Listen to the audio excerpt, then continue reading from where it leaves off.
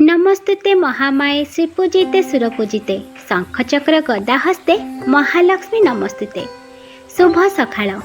आज हूँ मार्गशीर मासर प्रथम गुरुवार। यही मार्गशीर मास माँ लक्ष्मी अति प्रिय मास। आज दिनटी मो माँ को फूल चंदन घी धूप दे पूजा अर्चना आरंभ करी। यही मार्गशीर मासर प्रथम पाली रे मो घरे चिता पड़ी नहीं, किंतु माँ मो मुरुज पकईची।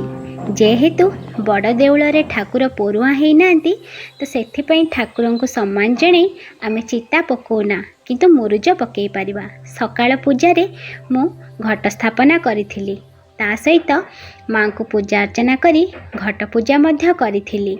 आउ ठाकुरंक पाखेरे मुरुज मध्य पकईथिली।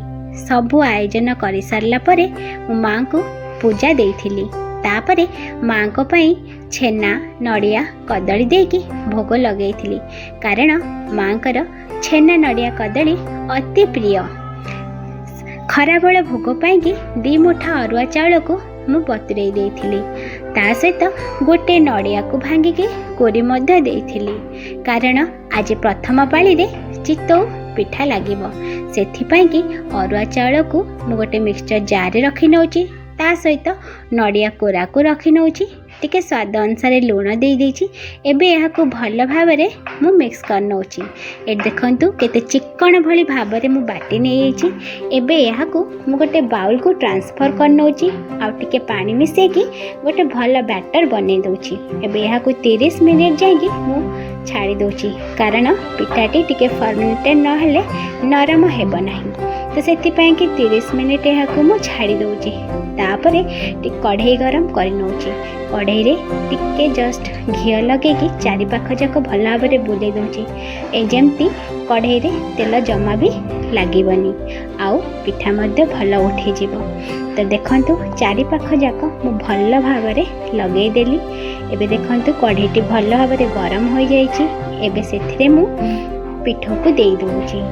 आउ घोड़िया पाई कि एठी मु माटी पात्र यूज करछि। आपण चाहिले चारि पाख जाक कन्ना मध्य देई परिबे। मु नॉर्मल पानी देकी या को जस्ट गोटे मिनिट छाड़ी दउछि।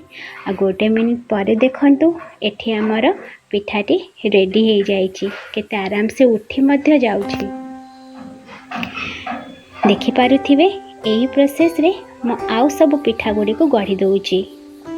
गपी गपी के केते बेले सब काम सरी जाए जना मध्य पड़ेनी। छोट बेले माँ को पूजा करथिबार देखे, और बाहागर परे सासु माँ को जेमिति आम घरे अच्छी सेमती ही पूजा करि थाए। ता माने नुहे जे मु बेसी किछि जानिछि बा बेसी किछि करि पारिबी, किंतु जेतिकी पारे सेतिकी करे। आपणक आड़े जो नियम जो चलनी आछि सेई अनुसार पूजा आपण करि पारिबे, सेमिति किछि नाही। किंतु प्रथम पाली रे माँ को पाखेरे चितौ पिठा भोग लगी थाए बोली सुनिथिली, तो सेथिपाई कि आज मु चितौ पिठा बनैछि।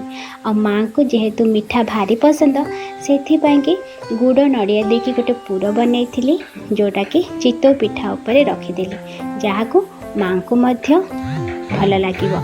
कारण आमको जेहेतु टिके स्वादिया खाद्य पसंद, तो माँ को आमे केमती सेमती खाली दे पारिबा। तो सेथिपाई खराबेल भोगरे चितौ पिठा सहित मु छेना गजा भोग मध्य लगेइथिली, कारण छेना गजा मध्य माँ कर अति प्रिय। तो सबु आयोजन कर सारला परे खराबेल पूजा मु सारिथिली। एठी देखि पारुथिबे सबु किछि मु रेडी कर सारला परे जाइके माँ को पूजा अर्चना करथिली। तो एही भली भाबरे मु मोर मार्गशीर मासर प्रथम पाली शेष करिथिली।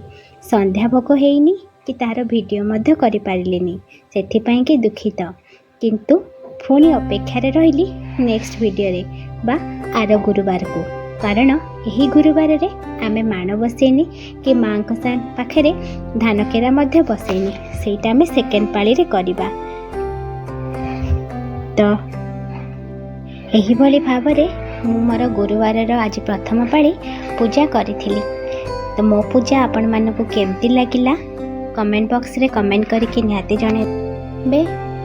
ब्लॉग टी भल लगी लाइक शेयर सब्सक्राइब करिया को जमा भी भूलिबेनी।